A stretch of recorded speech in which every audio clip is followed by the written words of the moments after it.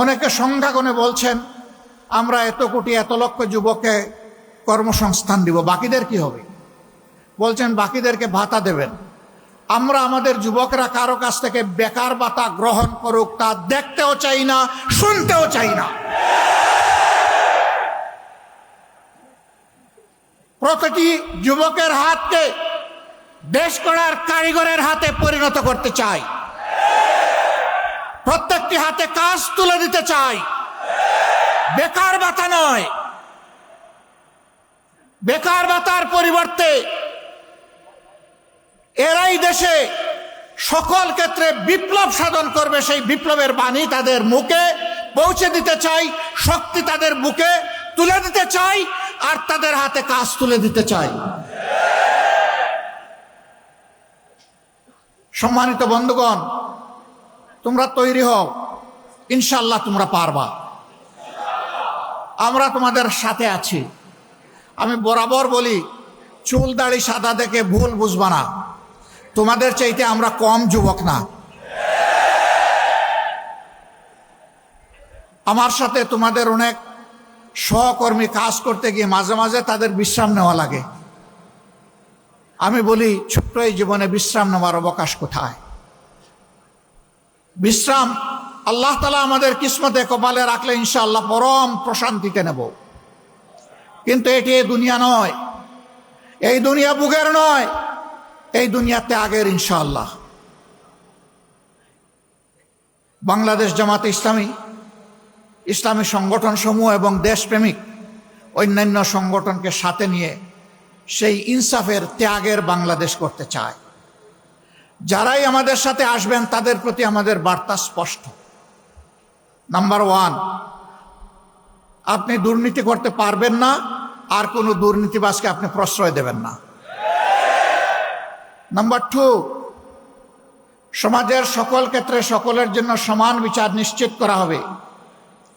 কোনো রাজনীতিবিদ বিচারের দিকে তাকাতে পারবেন না, হস্তক্ষেপ করতে পারবেন না। নাম্বার 3, সকল জঞ্জালের কবর রচনা করার জন্য জনগণ যে সংস্কারের দিকে তাকিয়ে আছে, সেই সংস্কারের সমস্ত সুপারিশমালাকে বাস্তবায়ন করার প্রতিশ্রুতি দিতে হবে। এই 3 প্রতিশ্রুতিতে যারা একমত হবেন, মোস্ট ওয়েলকাম, আসেন, আমরা সবাই মিলে দেশ গড়ব ইনশাআল্লাহ। সব ধর্ম, সব দল, সব জাতি মিলে ঐক্যবদ্ধ বাংলাদেশ নিয়ে আমরা সামনে এগিয়ে যাব। সেই ঐক্যবদ্ধ বাংলাদেশ ইনশাআল্লাহ শুধু বাংলাদেশকে রাস্তা দেখাবে না, ইনশাআল্লাহ সেই বাংলাদেশ দুনিয়ার বহু দেশকে রাস্তা দেখাবে ইনশাআল্লাহ।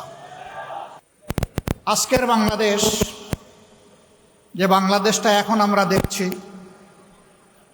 এই বাংলাদেশ পেতে ৪৭ থেকে ২৪ পর্যন্ত আমাদেরকে অপেক্ষা করতে হয়েছে। বাংলাদেশকে এই পর্যায়ে আসতে ঢাকা বিশ্ববিদ্যালয়ের মেধাবী ছাত্রনেতা শহীদ আব্দুল মালিক থেকে শুরু করে সর্বশেষ বিপ্লবী শরীফ উসমান হাদি পর্যন্ত অনেককে জীবন দিতে হয়েছে। যুগে যুগে দেশের জন্য, দিনের জন্য লড়াই করে যারা জীবন দিয়েছেন, দেশে কিংবা প্রবাসে যেখানেই হোক, মহান রবের দরবারে দোয়া করি আল্লাহ তাদেরকে মর্যাদাবান শহীদ হিসাবে কবুল করুন। আমরা তাদের জীবন এবং রক্তের কাছে ঋণী।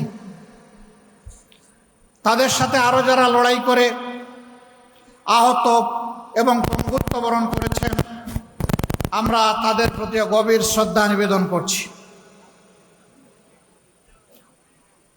সুপ্রিয় ছাত্র সমাজ, বাংলাদেশ ইসলামী ছাত্র শিবির আজ শুধু একটি সাধারণ ছাত্র সংগঠন নয়, কার্যত ২৪-এর বিপ্লব পরবর্তী এই সময়ে বাংলাদেশের আপামর ছাত্র সমাজ তাদের অন্তরের ভালোবাসা দিয়ে এই সংগঠনকে গ্রহণ করার মধ্য দিয়ে এই ম্যান্ডেট দিয়েছে আজ ছাত্র শিবিরকে ছাত্র সমাজের অভিভাবকের দায়িত্ব পালন করতে হবে। আমাদের প্রতিটি শিক্ষা প্রতিষ্ঠানকে চরিত্র গঠন, নৈতিক শিক্ষা, আধুনিক শিক্ষা এবং গবেষণার উর্বর ক্ষেত্রে পরিণত করতে হবে। দুঃখের বিষয় 54 বছর ছাত্রদের হাত থেকে কলম কেড়ে নেওয়া হয়েছিল।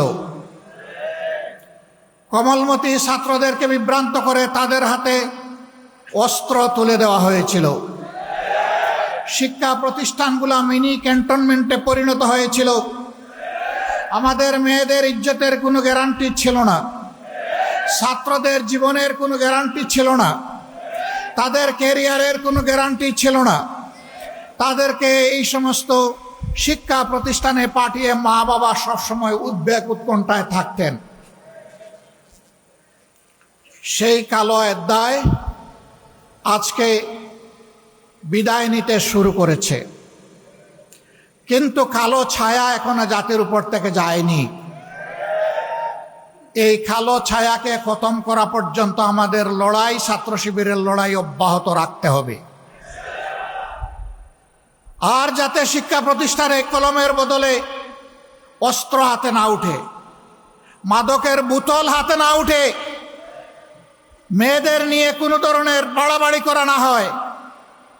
আমাদের মায়েরা, মেয়েরা শান্তি এবং নিরাপত্তার সাথে তারা যাতে লেখাপড়া করতে পারে, প্রতিটি ছাত্র যাতে তার মেধা বিকাশের জন্য উৎসাহ নিয়ে ঝাঁপিয়ে পড়তে পারে, সেই পরিবেশ সৃষ্টি করার প্রধান দায়িত্ব আজকে ইসলামী ছাত্র শিবিরের উপর অর্পিত হয়েছে। আর ছাত্র শিবিরের জন্ম হয়েছে এই জন্যে যে এরা জাতিকে চরিত্রবান, দেশপ্রেমিক, মেধাবী, আগামী দিনের নাগরিক এবং কারিগর তৈরি করে জাতিকে উপহার দেবে। আগামী দিনের দায়িত্ব নেওয়ার জন্য এই ছাত্র সমাজকে আজকে প্রস্তুতি নিতে হবে। আমরা জীবনের একটা পর্যায়ে চলে এসেছি, আমরা যা পেরেছি লড়াই করেছি। বাকি লড়াইয়ের এই রুমাল, এই রিলে রেসের শেষ ডেস্টিনেশন পর্যন্ত শক্ত করে হাতে ধরে সামনের দিকে তোমাকে দৌড়াতে হবে। তুমি সেই ছাত্র শিবির। আজ ছাত্র শিবিরের কাছ থেকে মানুষ যদি হতাশ হয়, যাওয়ার বিকল্প কোনো ঠিকানা এখনো তৈরি হয় নাই। এটি ছাত্রীদের আস্থার ঠিকানায় পরিণত হয়েছে আল্লাহর অশেষ মেহেরবানিতে। এই সম্মান, এই দায়িত্ব উপলব্ধি করে ছাত্র শিবিরের প্রতিটি কর্মী সমর্থককে নিজেদেরকে গড়তে হবে এবং তার সহপাঠীদেরকে গড়ার জন্য দায়িত্ব নিতে হবে। আমরা দেখতে চাই আর কোনো শিক্ষা প্রতিষ্ঠানকে, কোনো শিক্ষককে অপদস্থ করা হবে না, বরঞ্চ ছাত্র এবং শিক্ষকের সম্পর্ক হবে পিতা পুত্রের সম্পর্কের মতো। আমরা সেই পরিবেশটাই দেখতে চাই। অতীত দিনগুলোতে অনেক বেদনাদায়ক দৃশ্য আমরা দেখেছি। এ কাজ যারা করেছেন তারা নিন্দিত হয়েছেন। আবার এই কাজের পুনরুত্থান বাংলাদেশের ছাত্র সমাজ বরদাস্ত করবে না। প্রিয় শিবির, তোমাদের কাঁধে অসংখ্য শহীদের লাশ, আর তোমাদের কাঁধে 18 কোটি মানুষের প্রত্যাশার বোঝা। আল্লাহ তাআলা এই বোঝা তোমাদের জন্য হালকা করে দিন। এই বোঝা বহন করার শক্তি তোমাদেরকে দান করুন। তোমাদের এই বিজয় শিক্ষা প্রতিষ্ঠানগুলোতে ইঙ্গিত দিচ্ছে আগামী দিনে ইনসাফের বিজয় হবে বাংলাদেশে ইনশাআল্লাহ। ছাত্র সমাজ তোমাদেরকে ভোট দিয়েছে, তোমাদেরকে ইনসাফের প্রতীক হিসাবে তারা দেখতে চায়। অন্য কোনো কারণ নেই। আজ বাংলাদেশে ইনসাফের বড় অভাব, আর সেই ইনসাফের ভিত্তি হচ্ছে আল্লাহর কোরআন। নবী মুহাম্মদুর রাসূলুল্লাহ সাল্লাল্লাহু আলাইহি সাল্লামের সুন্নাহ, কোরআন সুন্নাহকে বাদ দিয়ে দুনিয়ায় কোথাও ইনসাফ কোনো কালে কায়েম হয়নি, হওয়ার কোনো সম্ভাবনা নেই।